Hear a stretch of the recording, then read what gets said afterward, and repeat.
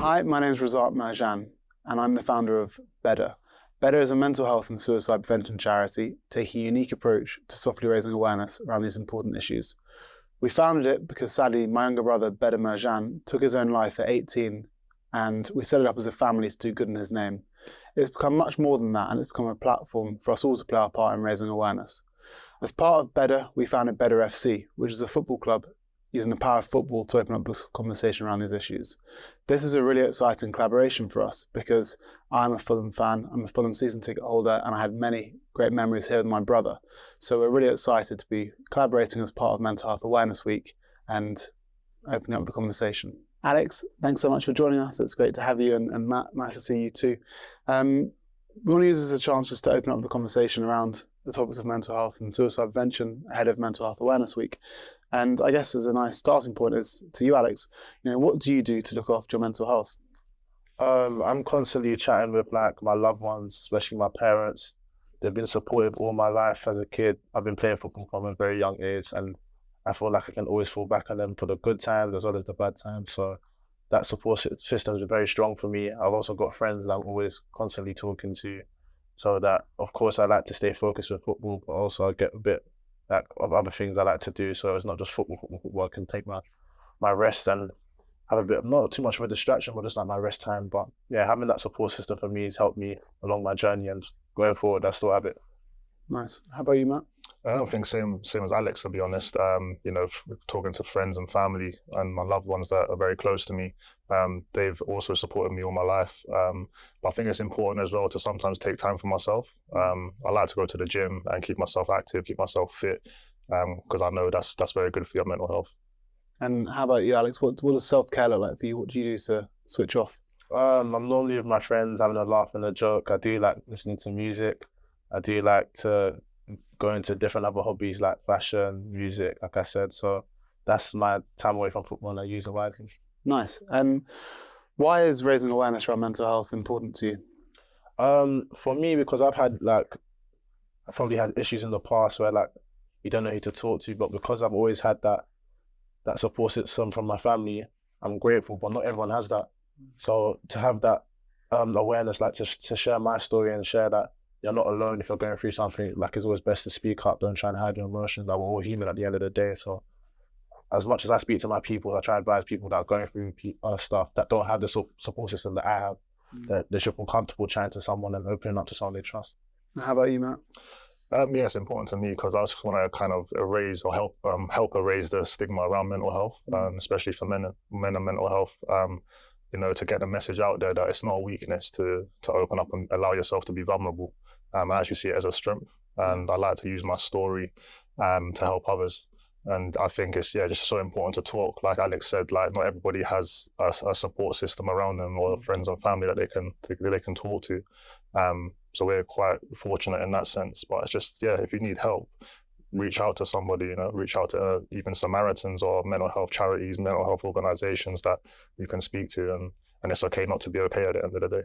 Yeah, of course. And even when you have those support systems and you know that there are people there to listen, it can be really difficult to talk. It's sometimes easier said than done. Even as the founder of a mental health charity and having the experience I've had, it's still difficult. It can be overwhelming. You feel people may judge you. You don't know what the reaction is, but the reaction is always met with love and support, and people are there to listen, and you're not the only ones going through it. So I think those sort of points about just trying to share when you feel open and ready to are so valuable, because you're always surprised positively by the reaction that you get.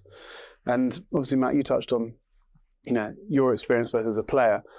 And that's, an unbelievably unique one, becoming the youngest player in the Premier League. And then how did you find that, to the outside looking in from a fan perspective, it's the dream. But how did you find it? Because I was so young. I don't think I didn't mature enough at that time.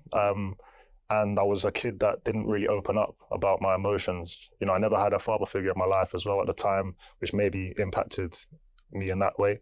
But yeah, I struggled a lot, man, talking about my emotions and how I felt, and I kept it, pent up inside me. So when things wouldn't go my way or would go wrong, it would just kind of fester until you end up crashing, basically, and exploding. that's the analogy I use. You hit a pinnacle where you can't take anymore, and you just kind of erupt like a volcano, and then it goes from bad to even worse. Yeah, and the intensity that comes with being a professional footballer is obviously what you experience every day. How do you deal with it? From the trying to be in the first team continuously to then potentially injuries and then moving clubs, or the pressure that the media and the fans put on you. How do you deal with it now, Alex? Of course, with age, it does help. Like, you mature, you learn things. When I was younger, like coming up at Arsenal, you get excited, the fans all hyping you up. But then I was playing at a time when Arsenal weren't really competing for the title, so they wanted to be like the Invincibles, and we weren't at the time. So there was a lot of pressure, especially the media back then. There was a lot going on. But for me, like, what my parents always told me is that you should look at yourself and not really care about anyone else's opinion, and see like your own performance. Obviously, speak to your coaches, because even though they may give like a few things to learn, like to work on, they're never really there to hurt you. They're helping you from the kindness of their heart. So don't look at the outside noise and try to focus on yourself. And ever since, like, say 2021, it's helped me throughout my career. Nice. And I think that's true to just taking that outside of life. It's sometimes that perspective of, and it comes with age. Sometimes you can't tell once you've experienced something. So obviously I experienced it with my brother, and that changed my perspective on life. You don't sweat the small stuff. If something breaks that you like, it's not the end of the world. If this happens, before, it may have had a reaction. It may have caused you to be upset and lose focus on what's around you. The reality is none of that matters. What's the most important thing? Family, friends, and being in control of what you can control, and realizing you can't control the rest of it. So age is obviously a key to it, and experience. But I guess all we can try to do is like what we're doing now, is sharing our stories and opening up that conversation, because by sharing what you've gone through, and as you said, just control what you can, and the coaches are there for the positive or the experience you've had, and that can help, because people look up to different people at different times and can really understand and relate to what they're going through. So I think it's really important. And I guess that leads nicely on to a question I love to ask is, what advice would you give to your younger self about looking after your mental health? So Matt, what do you Well, like I said, I always struggled with opening up and talking. So advice I'd give to my younger self would be to do just that, talk to my family, everyone, people close to me, friends, people at the club. That's a major thing, I think. And once you open up a conversation, it becomes a lot easier. And I always say, two brains are better than one, because you can be stuck on a problem and you can't solve it. If you ask for help, it's only going to get better. Definitely. How about you, Alex? Yeah, there's always going to be a solution. There's always an answer to the problem, or what you're going through. You're always going to be okay. So it may be hard in the moment, but there's always like better days to come. So of course, everyone goes through struggles, but like you said, if you open up and talk to the right people, I'm sure there'll be a solution to make life easier, make life better. So that's what I've been taught as a kid and growing up. So it's probably what I'll share with other kids as well. Amazing. And talking of obviously kids and I guess the academy, is obviously, Matt, you've come back to Fulham in a professional capacity, and I'd love to hear more about that as player care mentor within the academy, and what you hope to achieve with it. Yeah, so for me, I actually had no idea what I was going to do. I got told out to retire when I was 30, when I was still playing in Denmark, which was quite a shock to me. And I had panic stations for a little bit as well, because as you could probably imagine, it's too early to retire as a footballer. And I just thought, what am I going to do? All my life, this is all I've done. This is all I know. How am I going to make a living? How am I going to support myself and family? So I thought to myself, how could I use my experiences to benefit myself, whether they be negative or positive?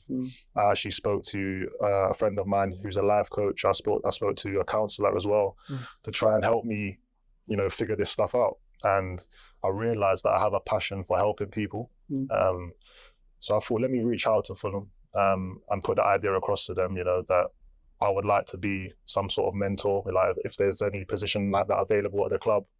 And they was all for it. And I think my purpose is to try and be the person I never had when I was a kid. I think, player care is major now in football, especially in academies.